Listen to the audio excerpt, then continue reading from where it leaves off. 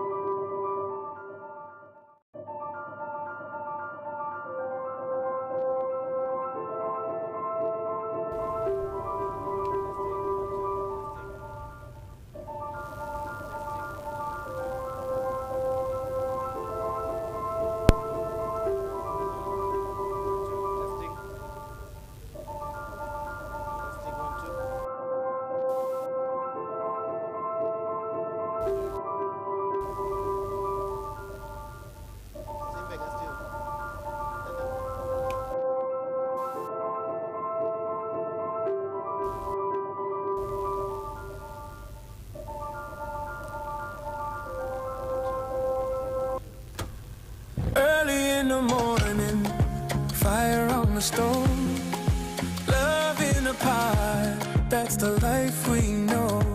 From the fields to the table, every bite it shows. Primarily me, the taste of home. Primarily me, the taste of home. Primarily me, the taste of home. Mama in the kitchen, we never eat alone. Primarily me, the taste of home. Prime Mill Meal, pure, proudly Zambian, the taste of home.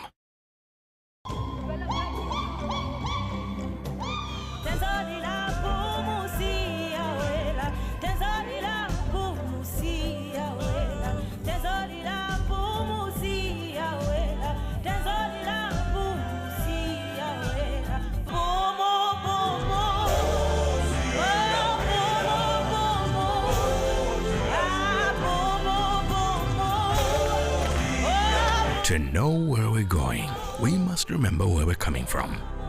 Boom. Never forget home. Welcome to New World of Entertainment in Zambia. Cartoons, music, news, movies, drama, series, documentaries, food, travel, the best from Hollywood and Bollywood, international football, CAF competitions, La Liga, Serie A, German Bundesliga, Saudi League, Carabao Cup, Asian Championship, Barclays Women's League, local leagues, and much more. Grab your Azam TV decoder at 350 Zambian Kwacha and full kit at 589 Zambian Kwacha and watch all your favorite channels free for 2 months. For more details, contact us on 971-246-222, 763-664-455. WhatsApp 77-500-0013. Azam TV, entertainment for everybody. Milk. I'm supposed to test these three, and I'm supposed to choose which one is better, right? Milk is milk, I mean. I think there's a difference. E, is it this one?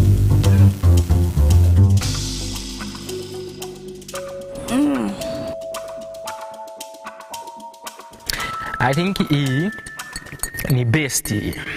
I'll go with blue. I love this one. This is my favorite. It's sweet. It's Satisfying, I should say. Makes my throat relax.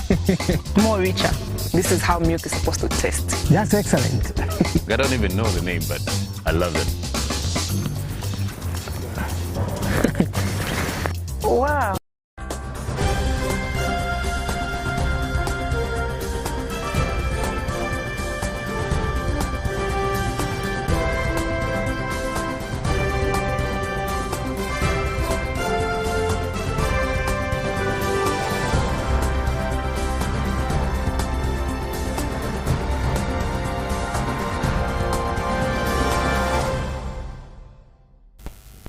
Good morning and thank you so much for joining us for the morning news on Prime TV. Today, the 10th of June, 2026. The headlines. Late Paramount Chief Mpezeni IV of the Ngoni-speaking people has been laid to rest, with President Hakainde Hichilema describing him as a loyal leader. And a DNA test has cleared SAF officer of responsibility for his biological daughter's pregnancy, who he allegedly sexually abused. And now the news in detail with me, Tommy Sanders. Late Paramount Chief Mpezeni IV of the Ngoni-speaking people of Eastern Province has been laid to rest in his Katokro at the Epindukeni Palace, and President Hakainde Hichilema was among scores of mourners who included opposition leaders, and has described the late Paramount Chief Mpezeni as a loyal leader who served his people with wisdom and distinction. Speaking during the burial ceremony, the president said the late traditional leader carried the authority of a king but had the heart of a servant. President Hichilema held the late chief for promoting hard work among his people through farming and agriculture. Meanwhile, Paramount Chief Mbewa of the Ngoni-speaking people of Malawi said the Ngoni nation has lost a leader who connected all Ngonis in Southern Africa. Paramount Chief Mpezeni IV, who died on Saturday, May the 30th, 2026 in Lusaka after an illness, is survived by a wife and one child. Christopher Baseyo Banda brought us more details. Ngwenyama, inkosi yamankosi Paramount Chief Mpezeni, who died last week in Lusaka, has been buried in his Katokro at Ipendukeni Palace in Chipata. Among thousands of people that attended his burial was President Hakainde Hichilema, who described the late Paramount Chief as a loyal leader who led his people with wisdom and distinction. Presidents are not always easy to work with, but he found a way of doing it because of the common interest. Service of the people, the country. I think that's important for us to allow to emulate. Country first, people's interest first, then our personal interest should be subservient to the interests of the people and our country itself. Humility and service. And when you have carried the authority of a king, but possessed the heart of a servant. Nkosi Yamankosi was a true patriot who placed country, as I said, people and culture above himself. More importantly, he espoused and championed unity in our country. These and many other reflections that were given for those days certainly have helped us appreciate better the immense legacy he leaves behind for all of us. Paramount Chief Mbelwa of the Ngoni people of Malawi, who is Mpezeni's brother, said that the Ngoni nation has lost a great leader who united the Ngonis across the Southern Africa. Today, we mourn not only the sovereign, but the father of our people, the keeper of our traditions, and the building bridge between the past and the future. In our sorrow, we also find strength. His life reminds us of the ties that bind our nations, the courage that sustains us, and the duty we share to carry his legacy forward with our dignity and purpose. The king was at times a figure of progress, and at times a powerful voice for those who have no voice. Our hearts are heavy, for we have lost not only a great king, but a custodian of culture, a pillar of wisdom, and a unifier of his people. The bond between the Zulu and the Nguni nation is ancient and sacred. Paramount Chief Mpezeni died at the age of 75 and has left behind a wife and one child. Christopher Basilio Banda, Prime TV News in Chipata, Eastern Province. DNA test results have revealed that a 41-year-old Zambia Air Force flight sergeant accused of sexually abusing his 14-year-old biological daughter is not the father of the child she gave birth to. This is after forensic analyst Innocent Makasa presented the DNA findings to Lusaka Magistrate Kawama Mwamfuli. The accused was charged with incest after his 14-year-old daughter was discovered to be 6 months pregnant and told medical personnel that her father had unlawful carnal knowledge of her once whilst in a drunken state. Magistrate Mwamfuli has since set July 8th, 2026 as the date for judgment in the matter. Meanwhile, Magistrate Mwamfuli has convicted a Lusaka man for indecent assault for inserting his fingers in his 7-year-old daughter's private parts while taking care of her at the University Teaching Hospital where she was receiving cancer treatment. Namangolo Mishokabanji now reports. A father of a 7-year-old girl has been convicted for indecently assaulting her and committed to the High Court for sentencing. This is after the Lusaka Magistrate Court found him guilty of the offense of indecent assault, as it is believed that he inserted his fingers in the victim's private parts. The incident happened in March of 2025 during the time that the now convict was looking after her as a bedside at the University Teaching Hospital in Lusaka while she was receiving treatment for cancer. It is believed that the father would birth the child around 21 and 22 hours when most patients and other bedsiders were asleep, and usually play loud music to conceal her cries behind a closed bathroom door where he was alone with the child. Convicting him Tuesday morning was Lusaka Magistrate Kawama Mwamfuli, who ruled that the prosecution have proved beyond reasonable doubt that the father indecently assaulted the victim by inserting his fingers in her private parts. The magistrate explained that this evidence is qualified through the child victim's testimony, as she told the court that her father would take her to the bathroom and dress her, then insert his fingers in her private parts, and on other occasions he would insert his manhood. Which evidence was corroborated by some prosecution witness testimonies, and these include that of the cleaner at the University Teaching Hospital, who told the court that on one occasion she heard the child crying from the bathroom and found the door locked with the clothes of the father and the child hanging on the door, an indication that they were both naked and locked inside.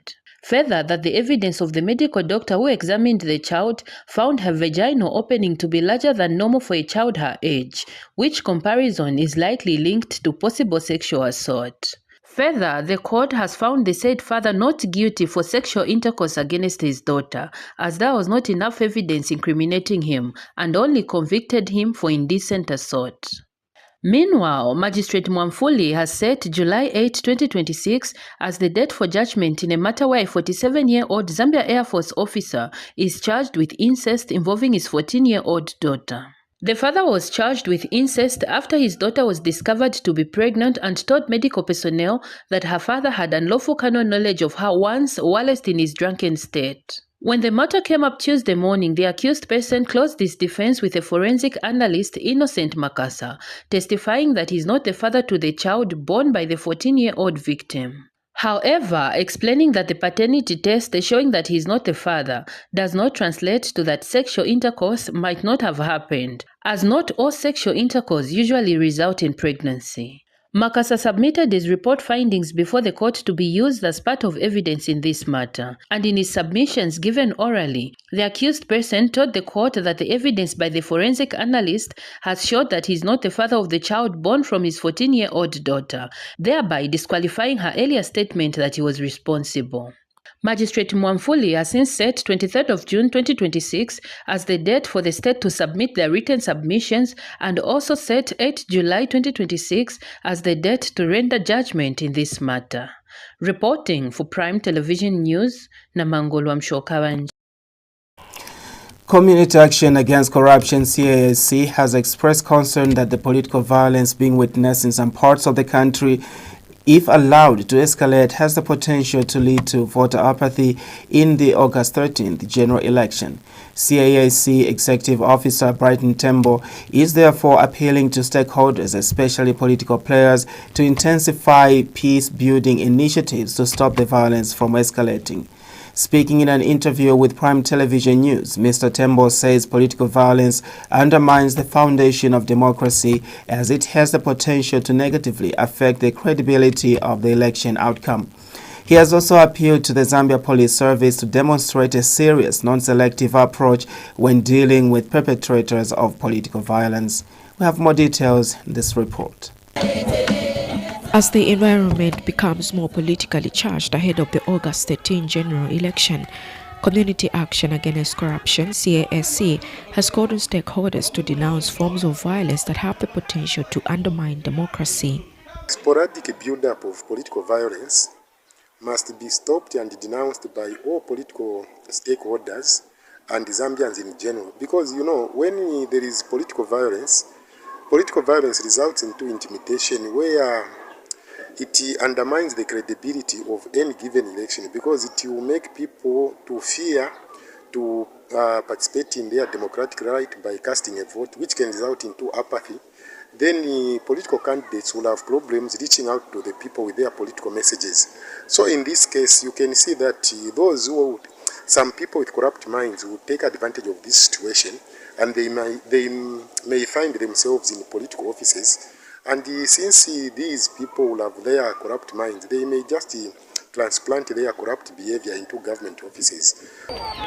According to CASC, this does not only apply to a few selected stakeholders, but also the Zambia Police Service, who are custodians of the law. So we call upon all the stakeholders, starting from NGOs, traditional leaders, and Zambians in general, to make sure that they denounce political violence and get involved in peace-building mechanism where campaigns must be very peaceful. All the people must participate in campaigns without intimidation, and the law enforcement agencies, they should respond to political violence in a manner that is non-selective, in a manner that will send a clear message to the people of Zambia that there is no room for political violence. Zambia has in the past few weeks witnessed a political violence which has been met with condemnation, with other parties calling for reinforcement of the law to punish perpetrators. Joanne Savila, Prime TV News, Lusaka.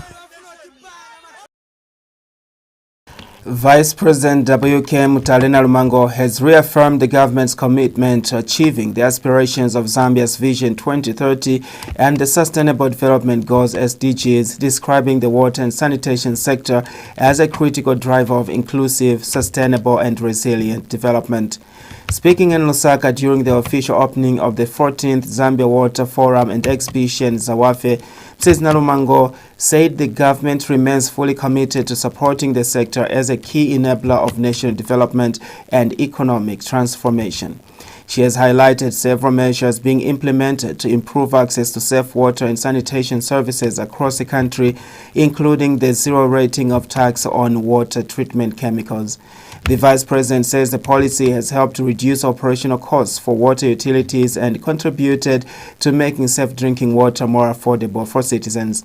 Speaking at the same event, UNICEF Deputy Country Representative Tinkani Msonda has stressed the importance of water sanitation and hygiene wash services in promoting human capital development and improving the lives of children. Favorite K. Chisi now reports. The 14th Zambia Water Forum and Exhibition held under the theme From Commitment to Action, Accelerating Integrated Resilient Solutions for Vision 2030 and the Sustainable Development Goals brought together key stakeholders to advance Zambia's water and sanitation agenda. Speaking during the official opening, Vice President Mutalena Lumango reaffirmed government's commitment to achieving Vision 2030 and the SDGs, emphasizing the critical role of the water and sanitation sector in national development. We are reviewing legislation such as the Water Supply and Sanitation Act so as to strengthen governance and the regulatory frameworks aimed at improving efficiency as well as ensuring equitable service delivery. We have created a conducive environment for increased investment in climate-resilient infrastructure, including dams, boreholes, and sanitation facilities. Government is equally providing support for commercial water utilities to expand coverage and improve service quality. We are promoting public-private partnerships to mobilize resources and accelerate innovation. In the debriefing room, I said something that we can grow this sector with the private sector. It is very much economical, the private sector that may be here. You could, I know it sounds big, but it is a wonderful thing to do instead of allowing the water to flow right through to the oceans. UNICEF Zambia Deputy Country Representative Tinkani Msonda reaffirmed UNICEF's support to the WASH sector and called for sustained investment in infrastructure to ensure reliable services. Many of the systems needed to turn the tide are already in place. What Zawafe offers us now is a unique opportunity to align, to learn, and to act. So let us focus our efforts where they matter the most, strengthening partnerships, accelerating delivery, and ensuring that WASH services are not only built, but they are sustained. Representatives from Finland and Germany also shared their perspectives and reiterated their support for Zambia's water and sanitation development efforts. So we aim to see new accessions to the UN Water Convention, as well as new transboundary water agreements signed at the conference, turning political will into binding cooperation between riparian nations. A few highlights of ongoing support from cooperating partners to demonstrate the commitment. For instance, Germany, together with the European Union and UNICEF, remain committed to supporting Zambia in addressing the challenges through the Nexus Energy Water Program for Zambia. Favorite GC Prime TV News, Lusaka. Independent candidate for the Ben Mwinga ward in Mazabuka Central Constituency, Breven Chizuka, has withdrawn from the race. Chizuka, who aligned himself with Mazabuka Central Independent Parliamentary candidate Gary Nkombo's camp, has since endorsed UPND parliamentary candidate Vincent Lilanda. Speaking when he received Chizuka, UPND presidential campaign team member Munji Habenzu called for peace and unity and assured UPND officials who had joined Chizuka's team that the party will not suspend them. Mr. Habenzu has since called on the people of Ben Mwinga ward to rally behind President Hakainde Hichilema and join the UPND party. John Shikabe has the details. As the much anticipated 2021 general election in Zambia draw nearer, all eyes are on the ruling United Party for National Development and its momentum in gaining support from various corners of the country. Recent withdrawal of independent candidate Breven Chizuka from the race for the Ben Mwinga ward local government seat has caused quite a stir in the political scene. Breven Chizuka, who was initially aligned with independent parliamentary candidate Gary Nkombo's camp, has made a significant move by pledging his support to the UPND and its candidate for the Mazabuka Central Parliamentary seat, Vincent Lilanda.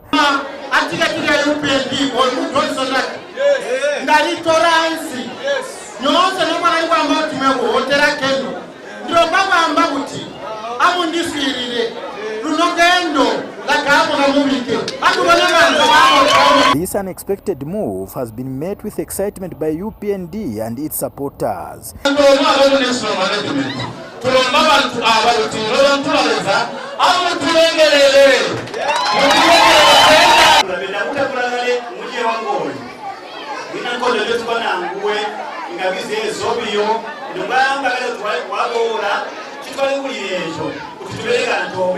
So mufasika inwano kabo tokora toza tomwino danga wotembiro bavoti bego leo toti kutile mamba ulo memuri ndiga ndari kubeganinywe pele bamba kututa bimuhi uta bimuhi ndamumba kuti mandi pedeji ndi kuti ndimurere ndimera mafondi atutume ni uba masimu amutuwire tubana bani.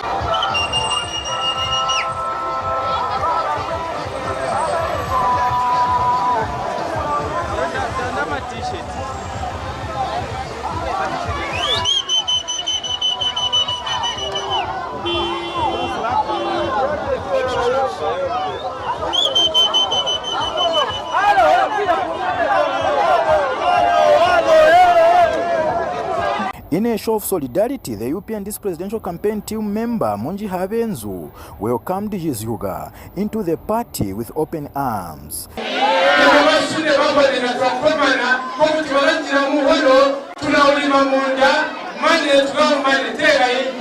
John Shikabe, Prime TV News in Mazabuka District, Southern Province. And on that note, we've come to the end of the morning news, but before we go, we look at the headlines again. Late Paramount Chief Mpezeni IV of the Ngoni-speaking people has been laid to rest, with President Hakainde Hichilema describing him as a loyal leader. And finally, a DNA test has cleared a ZAF officer of responsibility for his biological daughter's pregnancy, who he allegedly sexually abused. Do join us for more news at 11:30 a.m. when we bring to you the mid-morning news. On behalf of the entire news crew, I'm Tommy Samuel Tembo. Good morning and pleasant viewing.